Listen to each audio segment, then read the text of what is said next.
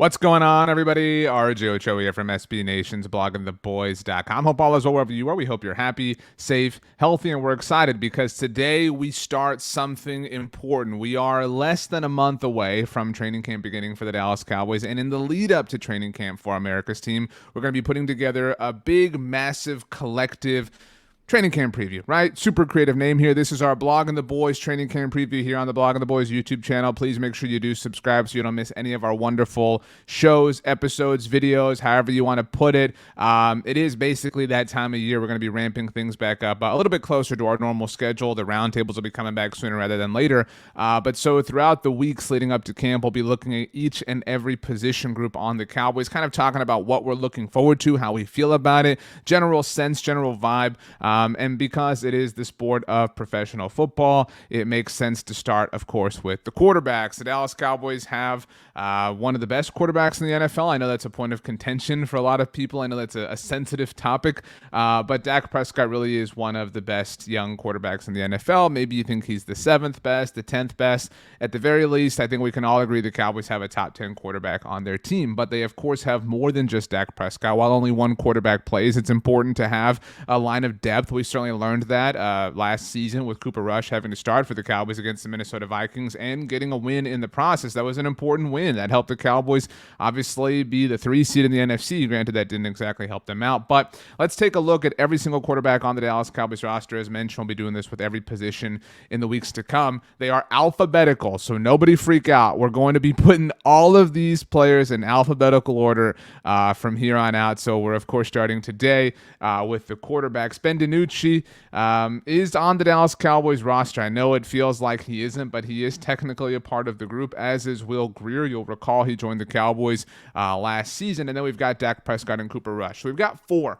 And ultimately here, this is a pretty straightforward thing, right? There's no controversy here. There's no situation. There's no awkwardness. And, you know, if we think about it, over the last couple of years, we've had some sort of situation hovering around Dak Prescott. Not that there's been a controversy in terms of whether or not he would be the starter for the Cowboys, but last year we were dealing with Dak Prescott coming back from injury. Prior to the offseason kind of really getting off the ground, it was the Cowboys going to give him a new contract. 2 years ago was the contract situation. This has been the first offseason in a few years where Dak Prescott hasn't had some sort of elephant in the room for him, whether it be contract or injury. And so I do think that we'll see the Cowboys take it slow. They'll probably give Dak Prescott, who's entering now his 7th season in the NFL, shout out, of course, to Monica Geller. I think they'll be smart with him. They'll allow Dak Prescott the opportunities to have some veteran rest days. And when they do, those will be opportunities for Cooper Rush to shine. But you know, at the end of the day, this is pretty straightforward. When we talk about who's going to make this roster, who's going to make the 53-man roster, that is,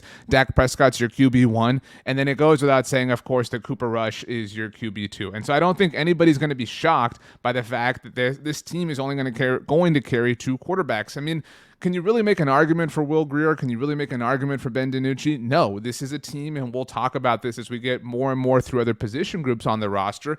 They're going to have to go long in other places, right? They're probably going to have to carry, whether it's another defensive lineman, a tackle or end. The defensive end group is difficult, and we'll get there. That's going to be a very interesting and fun discussion.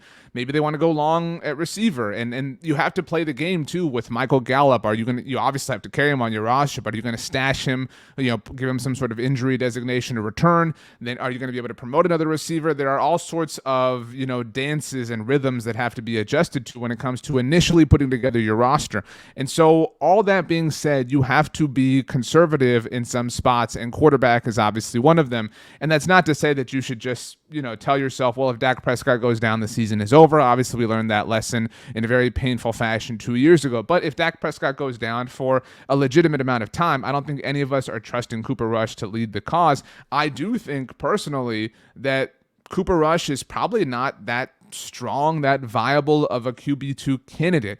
But, I mean, if we put the list up here again, let's get our full list of quarterbacks up here. Who is beating Cooper Rush out to be QB2 for the Dallas Cowboys? I mean, nobody, right? I mean, especially when you're considering the fact that Cooper Rush came in, started for the Cowboys last year, was highly efficient, and helped the Cowboys get a much-needed win. That really kind of bought him some time, I think we all think. And I would love to see the Cowboys approach this position, the backup quarterback position, to be clear, with a lot more seriousness. And I was so excited 2 years ago when Mike McCarthy first joined the Cowboys, when the team signed Andy Dalton. I know that Andy Dalton, that era feels like it was sour and it didn't go well for Dallas, but that's because Andy Dalton had to be the team's legitimate QB1. That was never going to be the case. I think Andy Dalton is an awesome QB2. I think that's the archetype of quarterback 2 you want, the archetype of veteran quarterback backing up your starter, is somebody who's been there, done that, who started a lot of games in the NFL, that has been serviceable, but is just really not one of the 32 best quarterbacks in the NFL.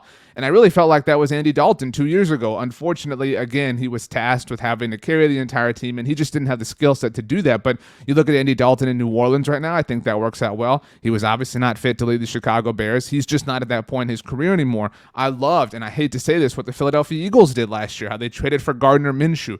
That's who you want. You want that guy. I loved last year how the Buffalo Bills signed Mitchell Trubisky. You want that young player who still has some talent that you're kind of curious about, that has started a lot of games, like Minshew, like Trubisky, but I don't really feel that way about Cooper Rush. I mean, Cooper Rush is entering his 6th season in the NFL, and he has started 1 game at quarterback. And granted, he won that game, and granted, it was last year, but I don't know that any of us feel great about Cooper Rush as an emergency option if something leads to Dak Prescott not being able to play. But that being said, he is by far the best option that the Cowboys have to back up Dak Prescott. Will Grier and Ben DiNucci will get a lot of work, obviously, in the preseason and throughout training camp, and especially on the days that Dak Prescott does have off. But I don't think any of us can conceivably see them making this roster, and that's okay. Ben DiNucci has hung on for a long time now. This is his 3rd season in the NFL, and he was thrust into an unfortunate situation, obviously, his rookie season when he had to start after the aforementioned Andy Dalton got hurt. But this is a pretty straightforward. It's actually very difficult to find another spot on the Cowboys roster that is as cut and dry as the quarterback room is. And that's why we started our series with this, because Dak Prescott's your QB1. Cooper Rush is your backup. You obviously have to have 2 quarterbacks on your roster, but I don't think this team, this roster specifically, is in a position to carry 3 quarterbacks. We have seen the Cowboys do that before, though, in seasons past. But this just, generally speaking, when they've carried 3 quarterbacks, it's a situation like 2 years ago where they had a rookie who they really liked. It was Ben DiNucci 2 years ago. It's been Mike White before. But they just don't have that young guy right now that they want to maybe develop, that sort of project player, that project quarterback. We've seen Mike McCarthy really like that archetype before throughout his career, something with the Green Bay Packers and obviously early on with the Cowboys. But 2 quarterbacks seems pretty simple. Dak Prescott, Cooper Rush, bada bing, bada boom. And altogether, when we look at the 2 that the Cowboys are going to have to work with, I think you got to feel as good as you can, because ultimately, even if your backup quarterback is Gardner Minshew or Mitchell Trubisky or Andy Dalton, one of the archetypes that I said I like, I do like those to start 1 game for you and win 1 game, win 1-2 games if your quarterback has to miss a month or something like that. We've seen other quarterbacks, other kind of veteran journeymen be helpful for different teams in those senses. I mean, my optimism isn't high. My confidence isn't high that Cooper Rush could do that. If Cooper Rush had to play a month for the Cowboys, I don't know that any of us feel amazing about it. But if my confidence is on a scale of 0 to 100, it's not 0. I mean, last year was a big step and a promising step for Cooper Rush. Granted, it came in his 5th NFL season. But this is, again, it could be a lot worse. And it's been a lot worse for the Cowboys before. And so